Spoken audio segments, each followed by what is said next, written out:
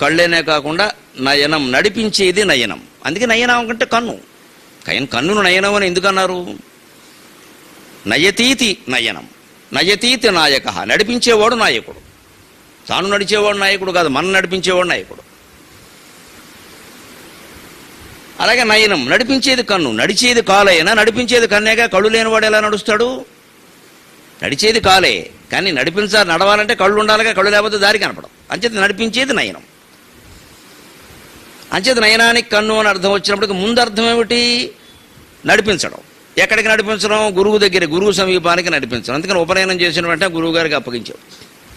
అలా అప్పగించినప్పుడు గురుకులంలో శిక్షణ ఎలా ఉండేది అంటే, మధ్యాహ్న భోజన పథకాలు, బట్టలు ఇవ్వడాలు, మొత్తం విద్యార్థులకు పాకెట్ మనీ ఇవ్వడాలు, ఈ గొడవలు అప్పుడు లేవు. కాబట్టి చదువులు బాగా వచ్చాయి. ఫీజు రీఎంబర్స్మెంటు, వాడు శుభ్రంగా చదవకపోయినా సరే వీళ్ళు కడుతూ ఉండడం, వీళ్ళు కడతారు కదా అని వాళ్ళు చేర్చుకుంటూ ఉండడం, చీరా చేర్చుకున్నాక వీళ్ళు కట్టకపోవడం, అన్నీ వచ్చే మొత్తం చూసుకోండి. ఇంకా ఎందుకు వస్తుంది ఈ వ్యవస్థ అంటే, చదువు ఎవరికి అవసరమో ఆ అవసరాన్ని వాడు గుర్తించకుండా మనమేదో బలవంతంగా వాడికి చదువు చెప్పామని మెహర్బానీ కోసం ఓట్లు పొందే ప్రయత్నం చేస్తున్నాం. వాడికి చదువు చెప్పి వాడికి ఏదో చేశామని అనిపించుకోవాలి. తద్వారా మనం ఏదో మళ్ళీ వాళ్ళ ద్వారా ఎన్నికవ్వాలి. అసలు చదువు వాడు అవసరమైనప్పుడు మధ్యాహ్నం భోజనం తెచ్చుకుంటాడో మాంతాడో, బట్టలు కొనుక్కుంటాడో మాంతాడో, మానేసి వస్తాడో మనకు అనవసరమైన విషయం అది. నీకు కావాలంటే చదువుకో, ఎంత ఖర్చు అవుతుందో, లేదా మానేయి.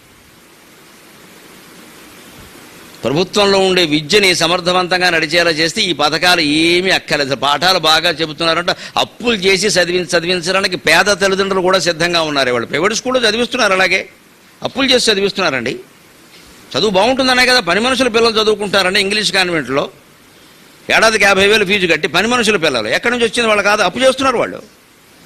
పిల్లలు చదువు ముఖ్యమండి, మేము ఏదో బతుకుతున్నామండి, మా పిల్లలు ఎలాగే బతకాలా, వాళ్ళు బాగా చదువుకోవాలి అంటే తల్లిదండ్రుల ఆలోచన కనిపిస్తోంది కదా, ఆశయం తెలుస్తోంది కదా. అప్పు చేయడానికైనా వాళ్ళు సిద్ధంగా ఉన్నారే, మనం ఎందుకు ఇవ్వడం పని లేక?